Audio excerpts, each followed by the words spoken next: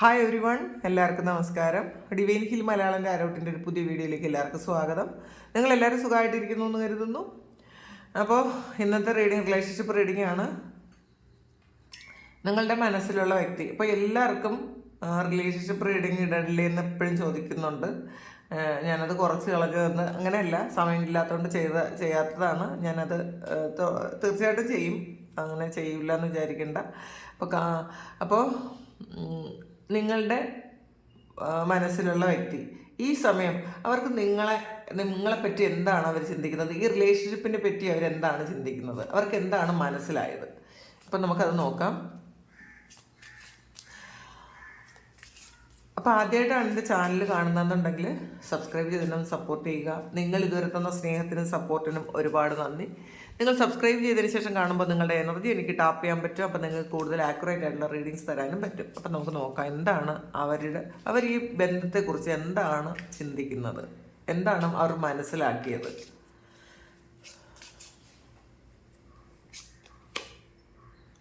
To ഫാൻസിൻ്റെ എനർജിയാണ് ഇതിലൊരു. പലപ്പോഴും അവർക്ക് ശരിക്കും വിശ്വസിക്കാൻ പറ്റാത്ത ചില കാര്യങ്ങൾ സംഭവിക്കുന്നു എന്നുള്ളതാണ്. അവർ ആലോചിക്കുന്നുണ്ട്, ഓവർ തിങ്ക് ചെയ്യുന്നുണ്ട്, എന്തുകൊണ്ടാണ് നിങ്ങൾ തമ്മിൽ ഇങ്ങനെയൊക്കെയുള്ള പ്രശ്നങ്ങൾ വരുന്നത്. അപ്പോൾ ഇതിൽ ഒരു അവരുടെ കേന്ദ്രബിന്ദു എന്ന് വെച്ചാൽ നിങ്ങൾ മാത്രമാണ്. അപ്പോൾ അവർക്ക് ചിലപ്പോൾ വേറെ പല സിറ്റുവേഷൻ ഉണ്ടെങ്കിലും നിങ്ങളെക്കുറിച്ച് മാത്രം ഓർക്കുന്ന ഒരു എനർജിയാണ് ഇതിനകത്തുള്ളത്. അതിലവർ ചില സമയം ഓക്കെയാണ്, ചില സമയം ഒട്ടും ഓക്കെ അല്ല. അവർക്ക് അത് അവരെ ഇറിറ്റേറ്റഡ് ആക്കുന്നു എന്നുള്ളതാണ്. എന്തുകൊണ്ടാണ് ഈ വ്യക്തിയെക്കുറിച്ച് മാത്രം ഇങ്ങനെ മനസ്സിൽ വരുന്നത്, അല്ലെങ്കിൽ ഈ ഒരു റിലേഷൻഷിപ്പിൽ ഇങ്ങനെയുള്ള കാര്യങ്ങളൊക്കെ എന്തുകൊണ്ട് സംഭവിച്ചു, അല്ലെങ്കിൽ എന്തുകൊണ്ടാണ് ഈ വ്യക്തി കണ്ടുമുട്ടിയത്. അപ്പോൾ എന്തുകൊണ്ട് എന്നുള്ള ചോദ്യങ്ങൾ കൊണ്ട് നിറഞ്ഞിരിക്കുന്നു അവരെന്നുള്ളതാണ്. കൺഫ്യൂഷനാണ്. അവർക്കത് കൃത്യമായിട്ടും മനസ്സിലാക്കാൻ പറ്റുന്നില്ല. കൃത്യമായിട്ട് ഇതിനൊരു ക്ലാരിറ്റി വേണം എന്നവർ ആഗ്രഹിക്കുന്നുണ്ട് ഈ സമയം. സിക്സ് ഓഫ് കപ്പിൻ്റെ എനർജിയാണ്. അപ്പോൾ അവരുടെ കൺഫ്യൂഷൻ, അവരെന്താണ് നിങ്ങളെക്കുറിച്ച് എന്താണ് ചിന്തിക്കുന്നത്, എന്തുകൊണ്ടാണ് ഈ വ്യക്തി എൻ്റെ ജീവിതത്തിലേക്ക് വന്നത് എന്നൊക്കെ അവർ ചിന്തിക്കുന്നുണ്ടെങ്കിൽ അതിനുള്ള ക്ലാരിറ്റി അവർക്ക് കിട്ടിയെന്നാണ് കാണുന്നത്. സിക്സ് ഓഫ് കപ്പിൻ്റെ എനർജിയാണ്. കഴിഞ്ഞ ജന്മത്തിൽ നിന്നും വന്ന ഒരാളാണ് നിങ്ങളെന്ന് അവർ മനസ്സിലാക്കുന്നു.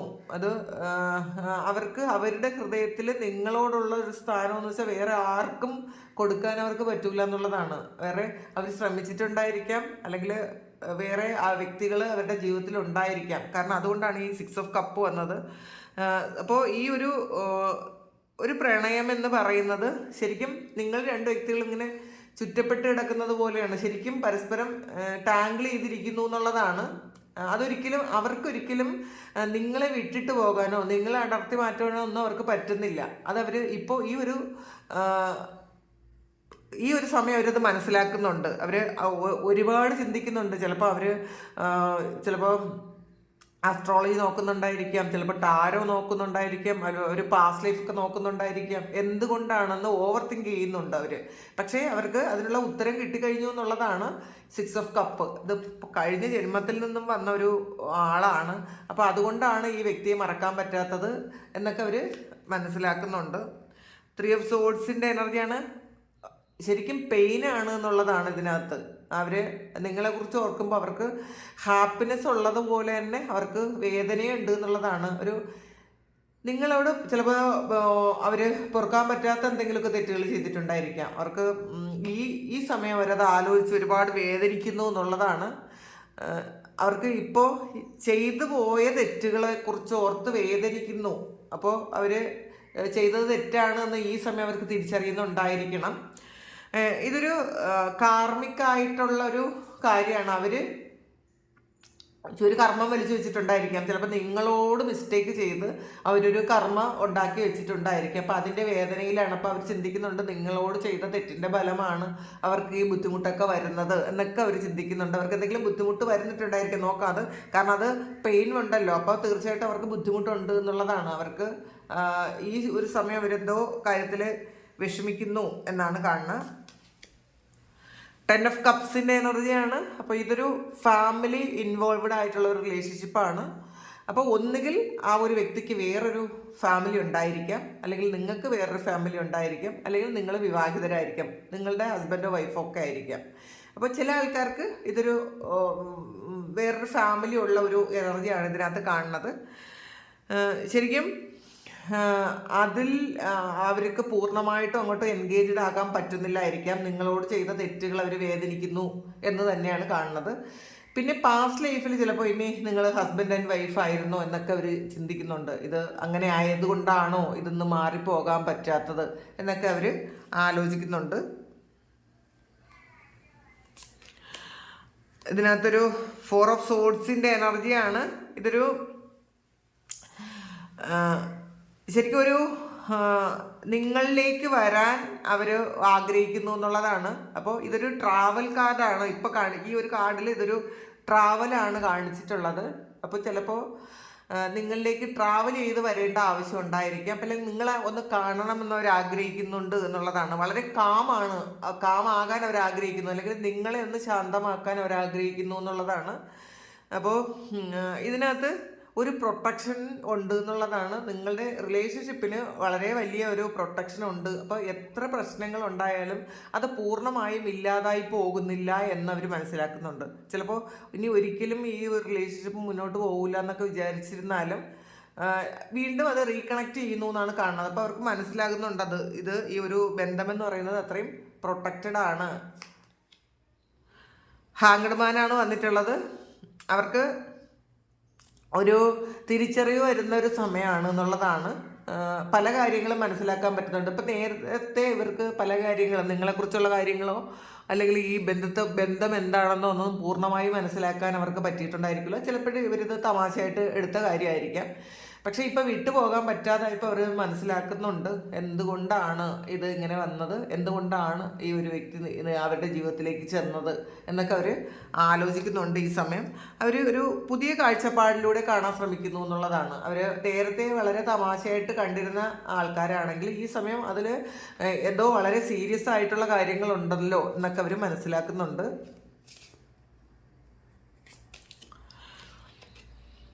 നൈറ്റ് ഓഫ് പെൻറ്റക്കിൾസിൻ്റെ എനർജിയാണ്. വളരെ പ്രണയമുണ്ട് എന്നുള്ളതാണ്. നിങ്ങളോട് ശരിക്കും ഒരു പ്രണയം ഈ സമയം അവർക്കുണ്ട് എന്നുള്ളതാണ് കാണുന്നത്.